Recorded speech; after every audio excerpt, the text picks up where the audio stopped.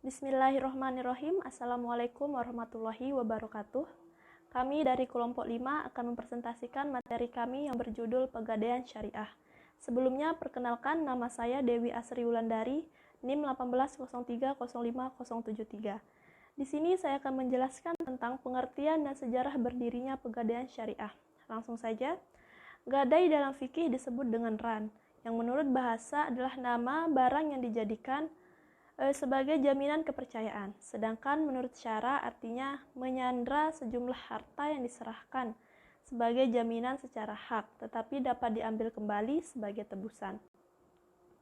Pegadaian syariah adalah menahan salah satu harta milik si peminjam sebagai jaminan atas pinjaman yang diterimanya. Adapun sejarah berdirinya pegadaian syariah di Indonesia juga terdorong dari keinginan masyarakat, yang dimana masyarakat ingin melakukan transaksi gadai sesuai dengan prinsip syariah. Selain itu juga didukung oleh kebijakan pemerintah dalam mengembangkan lembaga keuangan berbasis syariah. Terbitnya Peraturan Pemerintah Nomor 10 tanggal 1 April 1990 dapat dikatakan menjadi tonggak awal kebangkitan pegadaian. Peraturan Pemerintah Nomor 10 menegaskan misi yang diemban oleh Pegadaian untuk mencegah praktik riba. Banyak pihak berpendapat bahwa operasionalisasi Pegadaian Pra-Fatwa MUI tanggal 16 Desember 2003 tentang bunga bank telah sesuai dengan konsep syariah. Setelah melalui kajian panjang, akhirnya disusunlah suatu konsep pendirian Unit Layanan Gadai Syariah atau yang disingkat ULGS sebagai langkah awal pembentukan divisi khusus yang menangani kegiatan usaha syariah. Pegadaian Syariah pertama kali berdiri di Jakarta dengan nama Unit Layanan Gadai Syariah di bulan Januari tahun 2003, kemudian berkembang di kota-kota besar seperti Surabaya dan Semarang. Tetapi pada saat ini Pegadaian Syariah telah berbentuk sebagai lembaga sendiri di bawah naungan PT Pegadaian Persero dan sepenuhnya dikelola oleh PT Pegadaian Persero.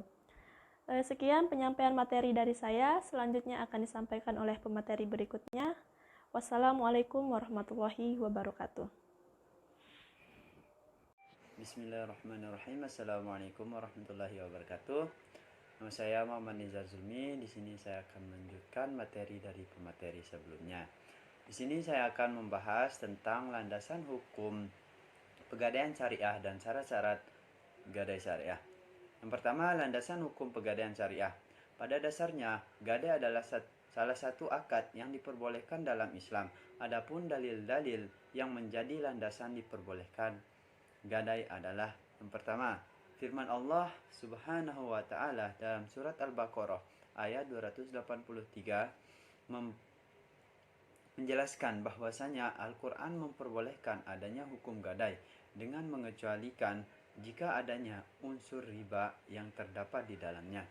Yang kedua, al-hadis, di mana hadis riwayat Aisyah radhiyallahu anhu pernah berkata, Rasulullah Shallallahu alaihi wasallam pernah membeli makanan dari seorang Yahudi dengan menangguhkan pembayarannya. Lalu beliau menyerahkan baju besi beliau sebagai jaminannya. Dari hadis di atas dapat dipahami bahwa bermualamah dibenarkan juga bila dilakukan dengan orang non-muslim dan juga harus ada barang jaminan agar tidak menimbulkan kekhawatiran bagi yang memberikan pinjaman dan hutang. Selanjutnya, syarat-syarat gadai syariah. Dalam menjalankan transaksi rahan harus memenuhi syarat-syarat sebagai berikut. Yang pertama, syarat akik. Baik rahin dan murtahin syaratnya adalah harus ahli tabarruk, yang merupakan orang yang berakal, tidak boleh anak kecil, tidak boleh orang gila, dan tidak boleh orang terpaksa. Yang kedua, mahrun atau barang. Syarat-syaratnya antara lain, yang pertama harus berupa barang yang dapat dijual, yang kedua harus jelas dan spesifik barangnya, dan yang ketiga barangnya harus utuh. Selanjutnya yang ketiga mahrun bih atau utang. Syarat-syaratnya antara lain harus merupakan hak yang wajib dikembalikan, yang kedua barangnya dapat dimanfaatkan, dan yang ketiga dapat dihitung jumlahnya. Mungkin ini saja yang dapat saya sampaikan, kurang lebihnya mohon maaf. Wabillahi taufiq wal hidayah. Wassalamualaikum warahmatullahi wabarakatuh. Materi selanjutnya akan disampaikan oleh teman saya. Terima kasih. Assalamualaikum warahmatullahi wabarakatuh. Saya Meli Loviana. Di sini saya akan menjelaskan tentang manfaat dan tujuan Pegadaian Syariah. Manfaat bagi nasabah adalah tersedianya dana dengan prosedur yang relatif lebih sederhana dan dalam waktu yang lebih cepat dibandingkan dengan pembiayaan atau kredit perbankan. Yang kedua, penaksiran nilai barang bergerak secara profesional. Yang ketiga, mendapatkan fasilitas penitipan barang bergerak yang aman dan dapat dipercaya. Manfaat bagi perusahaan adalah yang pertama, penghasilan yang bersumber dari sewa modal yang dibayarkan oleh peminjam dana.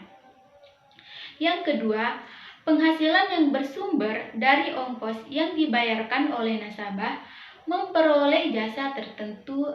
Bank syariah yang mengeluarkan produk gadai syariah bisa mendapat keuntungan dari pembebanan biaya admin dan biaya sewaan tempat penyimpanan emas. Yang ketiga, pelaksanaan misi Perum Pegadaian sebagai BUMN yang bergerak di bidang pembiayaan berupa pemberian bantuan kepada masyarakat yang memerlukan dana dengan prosedur yang relatif sederhana. Adapun di sini tujuan Pegadaian Syariah adalah yang pertama, turut melaksanakan dan menunjang pelaksanaan kebijaksanaan dan program pemerintah di bidang ekonomi dan pembangunan nasional pada umumnya melalui penyaluran uang pembiayaan atau pinjaman atas dasar hukum gadai. Yang kedua, pencegahan praktik ijon, pegadaian gelap, dan pinjaman tidak wajar lainnya. Yang ketiga, pemanfaatan gadai bebas bunga pada gadai syariah memiliki efek jaring pengamanan sosial karena masyarakat yang butuh dana mendesak tidak lagi dijerat pinjaman atau pembiayaan berbasis bunga. Yang keempat, membantu orang-orang yang membutuhkan pinjaman dengan syarat yang sangat mudah. Baiklah, mungkin itu saja materi yang bisa sampaikan. Assalamualaikum warahmatullahi wabarakatuh. Assalamualaikum warahmatullahi wabarakatuh. Saya Novianti, NIM 1803085086. Nah, baiklah, untuk mempersingkat waktu, di sini saya akan melanjutkan materi dari kelompok saya. Materi yang saya dapatkan mengenai rukun gadai syariah, yang dimana terbagi menjadi 5. Yang pertama itu rahin, yang disebut dengan rahin ini yang menggadaikan. Yang kedua itu murtahin, yang menerima gadaian. Yang ketiga itu marhun, barang yang digadaikan. Yang keempat itu marhun bih, yaitu utang. Dan yang kelima itu sihat, yang dimana kesepakatan antara rahim dan murtahin. Artinya di sini kesepakatan antara yang memberi gadaian dan yang menerima gadaian. Nah, selanjutnya materi yang saya sampaikan mengenai produk dan jasa pegadaian barang terbagi menjadi 4. Yang pertama itu rahm, yang dimana produk menggadaikan dengan menahan perhiasan seperti emas, berlian. Nah, bisa juga menahan sepeda motor, mobil. Nah, seperti barang elektronik juga bisa. Nah, yang kedua itu arum, yang dimana arum ini meminjamkan yang diberikan kepada pengusaha-pengusaha dengan menahan BPKB motor maupun mobilnya. Yang ketiga itu program amanah, yang dimana program amanah ini memakai uang muka. Nah, jika ingin membeli motor tapi tidak mempunyai uang untuk membayar cash, maka dapat juga berhutang dengan menggunakan program amanah ini, menggunakan beruang muka dulu sebesar 20% lah. Nah, yang keempat ini produk mulia, yang dimana program ini melayani peminjaman dalam jangka waktu yang panjang untuk nasabahnya. Nah, seperti menggadaikan emas, lalu emas itu dijual dan membagi hasilnya. Nah, sekian dari saya, mohon maaf apabila ada kekurangan. Wallahul muwaffiq ila aqwamit thoriq. Wassalamualaikum warahmatullahi wabarakatuh. Bismillahirrahmanirrahim. Assalamualaikum warahmatullahi wabarakatuh. Perkenalkan, nama saya Ujian Lestari dengan nomor NIM 180305094. Di sini saya akan melanjutkan materi dari teman saya, dan di mana langsung saja. Di sini yang pertama saya akan menjelaskan mengenai perbedaan pegadaian syariah dengan pegadaian konvensional. Yang di mana persamaannya ialah hak gadai atas pinjaman uang, adanya ajuan sebagai jaminan uang. Tidak boleh mengambil manfaat barang yang digadaikan. Biaya barang yang digadaikan ditanggung oleh pemberi gadai. Apabila pinjaman uang habis, barang yang digadaikan boleh dijual atau dilelang. Selanjutnya yaitu perbedaannya. Ran dalam hukum Islam dilakukan secara sukarela atas dasar tolong-menolong, tanpa mencari keuntungan, sedangkan gadai menurut hukum perdata di samping berprinsip tolong-menolong, menariknya keuntungan dengan cara menarik bunga atau sewa. Dalam hukum perdata, hak gadai hanya berlaku pada benda yang bergerak. Sedangkan dalam hukum Islam, ran berlaku baik benda bergerak maupun tidak bergerak. Ran tidak dikenal istilah bunga. Gadai menurut hukum perdata dilaksanakan melalui lembaga perum pegadaian. Sedangkan ran menurut hukum Islam dapat dilaksanakan tanpa melalui suatu lembaga. Selanjutnya saya akan menjelaskan mengenai mekanisme pegadaian syariah.